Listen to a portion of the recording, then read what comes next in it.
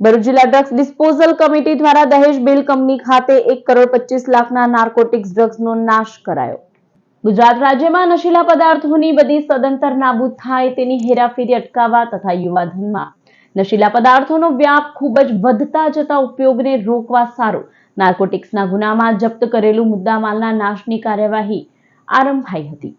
Special drive 21 મે થી 19 જૂન સુધી હાથ ધરાઈ છે. ગુજરાત અધિક પોલીસ મહાનિર્દેશક સીઆઈડી ક્રાઇમ અને રેલવેઝની કચેરી તરફથી આયોજન કરાયું હતું. વડોદરા રેન્જ આઈજી સંદીપસિંહની રાહબરી હેઠળ ભરૂચ જિલ્લા ડ્રગ્સ ડિસ્પોઝલ કમિટીના અધ્યક્ષ DSP Mayur Chavda, drugs disposal કમિટીના સભ્ય ડીવાયએસપી ડોક્ટર કુશલ ઓઝાના માર્ગદર્શન હેઠળ Bharuch SOG police inspector A ચૌધરીના સંકલનમાં ડ્રગ્સનો નિકાલ કરાયો હતો.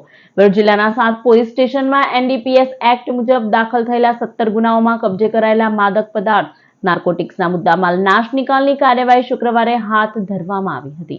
દહેજની બેલ ઇન્ફ્રાસ્ટ્રક્ચર કંપની ખાતે ડ્રગ્સ ડિસ્પોઝલ કમિટીની હાજરીમાં 7 પોલીસ મથકે પકડાયેલા કુલ 608 કિલો 466 ગ્રામ ડ્રગ્સના રૂપિયા 1.25 કરોડના જથ્થાનો નાશ કરી નિકાલ કરાયો હતો.